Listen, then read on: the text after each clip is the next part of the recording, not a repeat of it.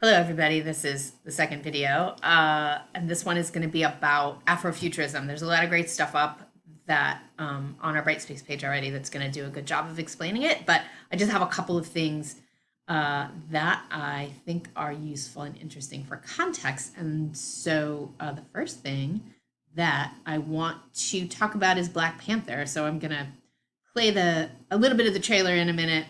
The movie was on Netflix and therefore easy for everybody to get, but Disney Plus yanked it. So a lot of you have already seen it. I'm just going to show you a few images from the trailer because Black Panther is one of the reasons that I got really interested in this. So here's a little bit of history of it. It first appeared in 1966. I'm reading from a page as part of the Fantastic Four comic book. And it emerged right around the time of kind of a lot of the heating up civil rights stuff, but it even though it gets associated with Black radicalism, it was all in the works and circulating before the Black Panther Party adopted the Black Panther as their symbol. So even though it gets associated with that, it was actually a little early. The comic as first introduced was not the least bit radical in the political sense and not even self-consciously Black, but it had a genuinely radical subtext. The Black Panther's alter ego was T'Challa, a highly educated king of a mythical African kingdom of Wakanda, which had never been colonized by foreign powers and was the most technologically sophisticated country in the world. And so this portrait begs to be read as a critique of both the Western slave trade and the prevailing attitudes of superiority through which Westerners have long viewed Africa. And a lot of Afrofuturism is about art and culture and writing that tries to imagine a future. First of all, that African Americans are in the future as a response to a lot of science fiction that just all whiteys, right? The prevailing kind of science fiction that got critiqued was imagining a future in which Black people and people of color do not appear, but also imagining a place of freedom from the legacies of slavery and oppression. So outer space, a revised notion of the past, right? And so Afrofuturism uses the trappings of science fiction, outer space travel, and technology to imagine the potential of African and African American culture free from the history of white supremacy. And so let me show you just a little bit. I won't show you the whole thing. Black Panther, the movie, is great because if you look at the scenes in Wakanda, the technology and traditional kind of African printing, design, and art are united, right? And we often think, or in, kind of more racist stuff, those kinds of traditional things are associated with the past. And in Black Panther, all the iconography is associated with advancement, success, and all that kind of thing. So I'll just show you a little bit of the trailer, which doesn't have enough content in it, to be honest. Let's see if we can. I have seen gods fly. I've seen men build weapons that I couldn't even imagine. I've seen aliens drop from the sky. Yeah. And if you see the bottom of the ships have this African mask look to them, which I don't know if it'll show up here. Hold up. Let's go.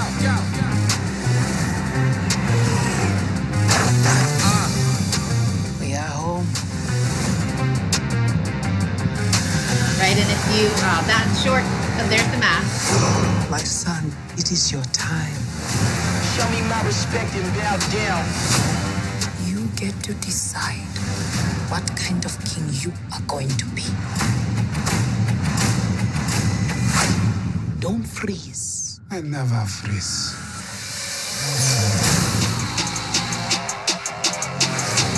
The revolution will not be televised. Okay. First of all, go and listen to the song that's being sampled here. The revolution will not be televised because it's magical. I'm not going to play the rest of the trailer just because the rest of it actually isn't in Wakanda, which is weird because most of the movie is. But I just wanted you to see some of the imagery, the kind of ways that the technology that he uses is associated with African traditions as more advanced than anywhere else, in part because it is a place that was never colonized, right? And so if you haven't seen the movie, it's terrific and a lot of fun. And so it got me interested in this, even though that's kind of brought it into the popular imagination right now.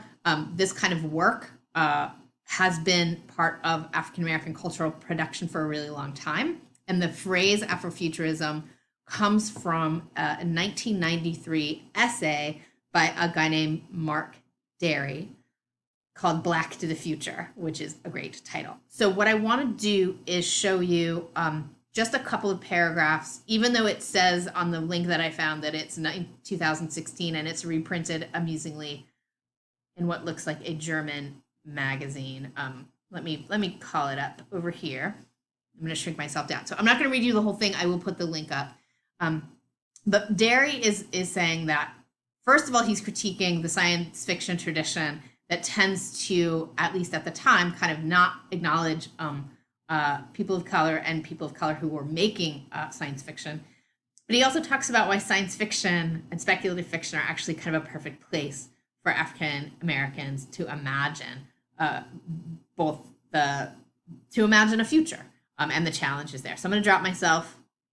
So this is the essay Black to the Future, Afrofuturism 1.0. This essay gets incorporated into a later essay where he interviews a bunch of science fiction writers, but this is where he first did it.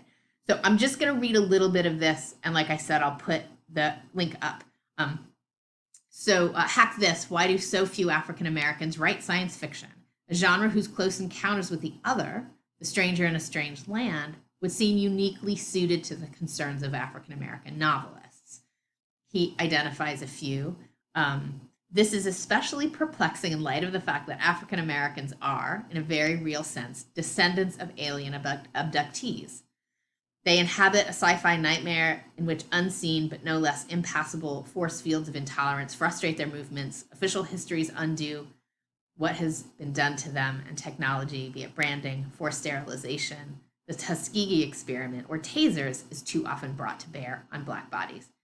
I know I said at first that Afrofuturism isn't heavy, but it's responding to this very serious history, and this idea of being abducted by aliens is so appropriate for the slave trade, and it's especially in its earliest iterations. And so I just want to read a couple of things. Speculative fiction that treats African American themes and addresses African American concerns in the context of 20th century technoculture, and more generally, African American signification that appropriates images of technology and a prosthetically enhanced future. That's Wakanda, right? Wakanda is set in the present, but it imagines a future in which technology creates all of these opportunities. Might, for want of a better term, be called Afrofuturism.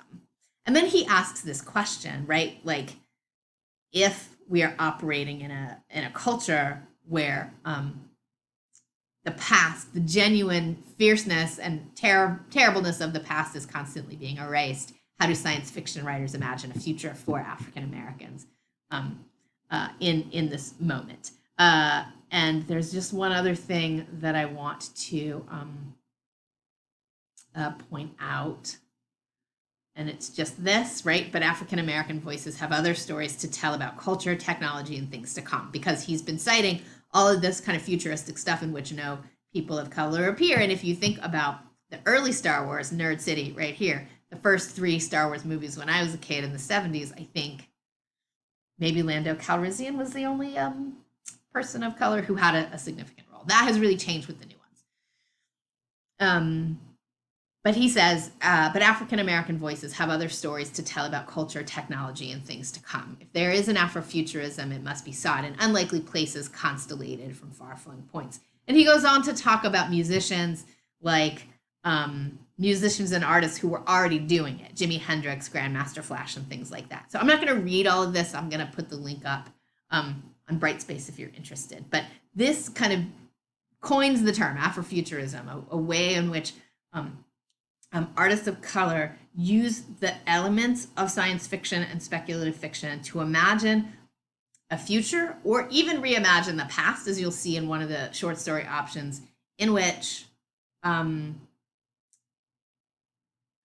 American and Black culture is able to thrive, survive into the future, perhaps away from the oppressive force of a white supremacist culture.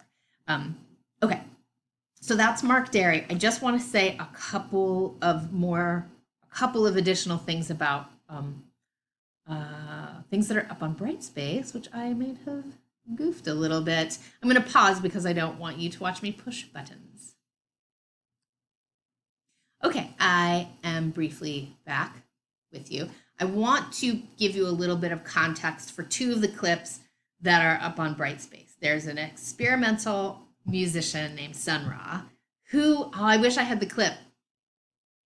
He actually appeared on Saturday Night Live once in 1975 or something. Look for it. It's just delightful to me that such a strange artist appeared on Saturday Night Live. Although in the early days, only kind of marginal figures would go on that show. Okay, so Sun Ra was a jazz musician. You'll learn a little bit about him in the animated British explanation of what Afrofuturism is. In 1974, he makes this movie called Space is the Place. And remember, some of Afrofuturism is like, we got to get out of here because white America is a dangerous hellscape. And so he's like, we just got to go. And so the movie is just this kind of incredibly strange space journey where they're like, Black people got to go to this other planet where things can be awesome. And so there are two clips available to you. One is just the trailer, and it's the atonal music and strange imagery, and it really looks like a drug trip. And the first time I saw it, I didn't have this context, and so it just looked like silliness and insanity, and it is pretty insane. But it's a surreal kind of like, let's get weird and imagine a future that has to break the rules of the present one. The next clip is a spaceship lands in Oakland. It's from kind of the middle of the movie, and it's really funny. And a spaceship lands in Oakland, and so there's like a little nod to it in Black Panther because a spaceship lands in Oakland. There are several other clips available of parts of the movie on YouTube. It's kind of hard to find the whole thing, and the whole thing would be, as you'll see, a little bit challenging to watch. But that's what those two clips are, right? And Sun Ra was very self-consciously saying in the movie, like, we have to get out of here and go somewhere where we can thrive and flourish, and make something new and something strange. And so that's what those two clips are. The Sun Ra clips are, I really like them. They're very odd, but having the context makes them feel less like a crazy person made them than somebody who's really trying to do something new and strange artistically. And I think it's great. There's one last thing that I want to talk about. The animated British thing talks about a lot of musicians. Jimi Hendrix, Missy Elliott. I've also put a clip to one of her videos. She like wears a lot of spacesuits and stuff. And so I like how that one brings it up into the present. There's another musician, Janelle Monáe, who has used a lot of, I'm sure you guys have seen her in a lot of stuff, but she uses a lot of this kind of space futuristic imagery to tell stories in a bunch of her music. I'm going to show you a terribly designed couple of PowerPoint slides now because that's how I roll. I would show you these in class and make fun of my terrible design skills. So it's like being with me in class. Okay, so she's got a lot of newer stuff now, but she made a series of records. I'm so old. CDs. What are they called now? Where she has this persona of an android from the year like 3000 whatever, and it's got this kind of narrative structure of a world where androids are both sought after and reviled. And so this is the cover, right? And what I want to point out is that it combines both futuristic imagery and kind of African Egyptian imagery. And you'll see that in the Sun Ra clips as well, right? It's taking imagery that gets associated with Africa, sometimes in negative ways or ways that are meant to hold it in the past, and it recreates it as defining the future. So this is one of her early ones. Is this going to let me switch to the next one? It's not. Why? Oh, this is all frozen. So let me pause while I unfreeze my computer. Okay, I think I fixed it. This is the second image from one of her records, Metropolis, and you can see she's sort of cast herself as this sort of robot person. It's really elaborate. Anyway, Oh, it's blank, and that's me. Hi everybody. The thing goofed up. And the end of the video like paused, and I'm gonna say a few more things because I ruined it. Anyway, we're still talking about Janelle Monáe briefly. I'm gonna drop myself down. I'm not gonna mess around with these PowerPoint slides. I think you got to see a minute of this one. This is another one. So this is Janelle Monáe kind of continuing this, casting herself as like an android from the future come to save humanity. I do want to point out another thing. This got cut off. Somebody was talking about my tech savvy ways earlier. Okay. I'm just going to say a few more things about Janelle Monáe. This paragraph is from an essay by N.K. Jemisin. You're going to read some of her short stories as part of this unit. And she writes this essay that I've taken a paragraph from here. And she talks about how when she was a kid, she loved science fiction, but she never saw hardly any people of color. And as she grew up, she wanted to both see herself in the future. And she says, I didn't want to imagine it, I didn't want to be stuck with an all white future, but I didn't want to create an all black future either. I just wanted a future where everybody got to be there in all their complexity and strangeness. And so part of this essay is about Janelle Monáe's video called Many Moons. The link to that is up on Brightspace for you. And I won't read this whole paragraph, but she talks about what it was like to see that, right? People like me are everywhere. Slaves and cops, okay, that's normal. That's what I'm used to. But we're also present among the decadent elite. Monet's screaming fans display all the colors of humanity, white and brown and yellow and black and red. All of the video's imagery fits this color palette. It's not just racial differentiation I see either. In the mostly female audience, there's a pretty big-breasted white woman about to pop out of her shirt over Monáe, and Monáe herself is about as genderqueer as you can get while still being named Janelle. I won't keep reading the whole thing to you, but I just wanted you to see this writing about Janelle Monáe's kind of whole thing. And she does a lot of these kind of videos that are like set in the future, and she's an android, or she's many androids, as you'll see in Many Moons. So that was the final thing that I wanted to talk about with our Brightspace page. Missy Elliott in a spacesuit. This is a Janelle Monáe video. So all of the things that are in this video are meant to provide context and additional definition of several of the links talking about Afrofuturism and giving examples of Afrofuturism. I apologize for the little glitch toward the end, but hopefully this made sense and gave a little bit more context for this type of work. And so it's a lot of fun. It's fascinating, and I hope you really enjoy it. So I'm going to pause this now and actually stop it for real. And I hope everybody is doing great. And please let me know if you have any questions about any of these things. Okay, thank you.